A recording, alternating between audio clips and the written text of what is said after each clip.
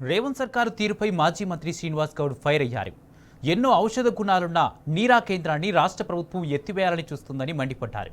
కులవృత్తులను కాపాడమే లక్ష్యంగా బీఆర్ఎస్ ప్రభుత్వం దీన్ని బీసీ కార్పొరేషన్ ద్వారా ఏర్పాటు చేసిందన్నారు. ప్రైవేటుకి ఇచ్చిన నీరా కేంద్రాన్ని ప్రభుత్వం వెంటనే వెనక్కి తీసుకోవాలని డిమాండ్ చేశారు. నీరా కేఫ్ను తొలగించే ఆలోచనను ప్రభుత్వం పూర్తిగా మానుకోవాలంటున్న మాజీ మంత్రి శ్రీనివాస్ గౌడ్తో మా ప్రతినిధి కిరణ్ ఫేస్ టు ఫేస్. ఏర్పాటు చేసినటువంటి నీరా కేఫ్ను ఎత్తివేసేందుకు రాష్ట్ర ప్రభుత్వం చర్యలు చేపడుతుంది. దీన్ని హోటల్గా మార్చేటువంటి చర్యలు కూడా చేసినటువంటి నేపథ్యంలో దీన్ని మాజీ మంత్రి శ్రీనివాస్ గౌడ్తో పాటు గౌడ కులస్తులందరూ కూడా వ్యతిరేకిస్తున్నటువంటి పరిస్థితి కనబడుతుంది. మాజీ మంత్రి శ్రీనివాస్ గౌడ్ మాతో పాటున్నారు. సార్, ఏంటి ఈ పరిస్థితి? అండి, దాదాపు 20 కోట్లతో నాటి ప్రభుత్వం ఏర్పాటు చేసింది. దీన్ని ఎందుకు ఎత్తివేశారనుకుంటున్నారు?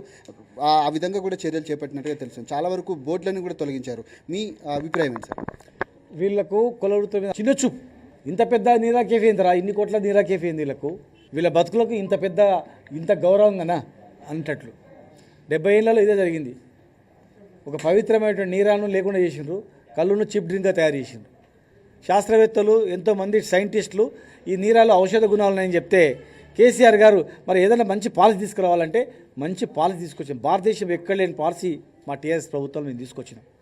బ్రహ్మాండమైన పాలసీ తీసుకొచ్చి బై ప్రోడక్ట్స్ నరాల బలహీనతకు, కిడ్నీ పేషెంట్లకు, క్యాన్సర్కు, షుగర్ పేషెంట్లకు ఉపయోగపడేటువంటి తాటి బెల్లము, దానికి జ్యూసు, రకరకాల బై ప్రోడక్ట్స్ తయారు చేసి ఒక నాలెడ్జ్ సెంటర్గా, ఒక రీసెర్చ్ సెంటర్గా ఇక్కడ మేము ఏర్పాటు చేసి ఇక్కడ అన్ని ఇతర రాష్ట్రాల నుంచి తీసుకొచ్చినాం. మొత్తం టోటల్గా ఫిల్టరైజేషన్వి అన్ని రకరకాలవన్నీ ప్యాకింగ్ యూనిట్స్ అవన్నీ కూడా తీసుకొచ్చి మేము ఏర్పాటు చేస్తే ప్రతి జిల్లాలో ఇది ఒకటి ఏర్పాటు చేయాలనుకున్నాం.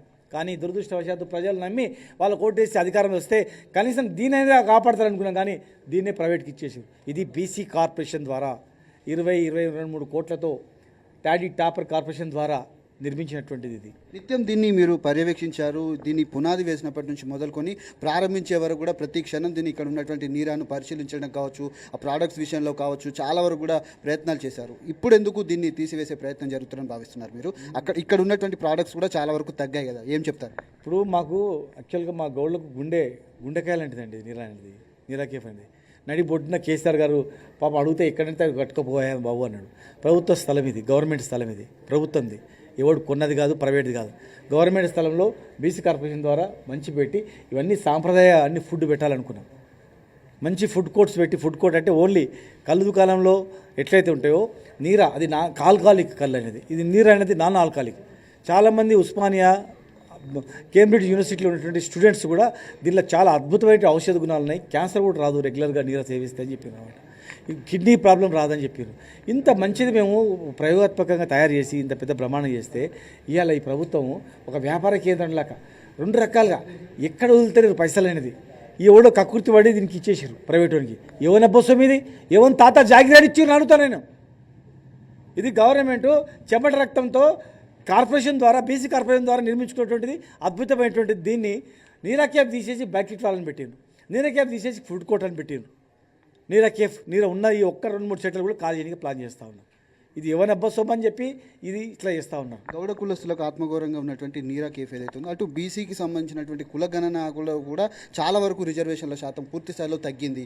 ఎందుకు ఇట్లాంటి వేరియేషన్స్ ఎందుకు వస్తూ ఉన్నాయి ఏమనుకుంటున్నారు? వాళ్ళ జనరల్గా ఏంటంటే అరే మీ చాలా సంఖ్య తక్కువ కులమే, మీద అంత తక్కువ సంఖ్య అని చూపించడానికి. దాదాపు 25-30 లక్షల జనాభా ఉన్నటువంటి గౌడ్లను 16 లక్షలు చేసి చూపించారు. అంటే చాలా కులాల మీద చేత కాకపోతే చేతగా తెలియదు అని చెప్పాలి. కానీ కులాన్ని తక్కువ చేసి చూపించడము, సంఖ్యను తక్కువ చేసి చూపించడము, మా కులవృత్తిని మొత్తం రోడ్డు మీద పాలేసి మొత్తం ప్రైవేట్గా అప్పచేయడం ప్రభుత్వం ఏమనుకుంటుంది? ఈ ప్రభుత్వం ఏం చేయరనుకుంటుందా? ఇది ఒకటే కదా సార్, అంబేద్కర్ విగ్రహం, బడుగు బలహీన వర్గాలకు ఆశాజ్యోతిగా ఉన్నటువంటి అంబేద్కర్ విగ్రహం కావచ్చు, అమరుల జ్యోతి కావచ్చు, తెలంగాణలో పోరాడినటువంటి వాళ్ళకి ప్రతీకగా ఒక అమరుల జ్యోతిని ఏర్పాటు చేసింది.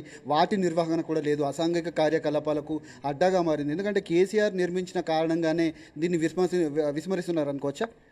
అంతే కదా, అదే అనిపిస్తుంది. మేము గత ప్రభుత్వంలో చేసిన స్కీములు కంటిన్యూ చేసుకొని బాజాబ్తో చెప్పినాం. కానీ వీళ్ళు ఏమిటంటే అంబేద్కర్ను కేసీఆర్ పెట్టిండు, అంబేద్కర్ దగ్గరికి ఓడి పోవద్దు, కేసీఆర్ గవర్నమెంట్లో నీరా కేఫ్ వచ్చి దీన్ని ఎవరికైనా అప్పచెప్పాలి, అమరజ్యోతి అమరులది కూడా బంద్ చేయాలి.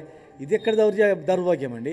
నేను చెప్తా ఉన్నా, ఇక 1 అయిపోయింది, 2 అయింది, ఇక ఊరుకునే ప్రసక్తే లేదు.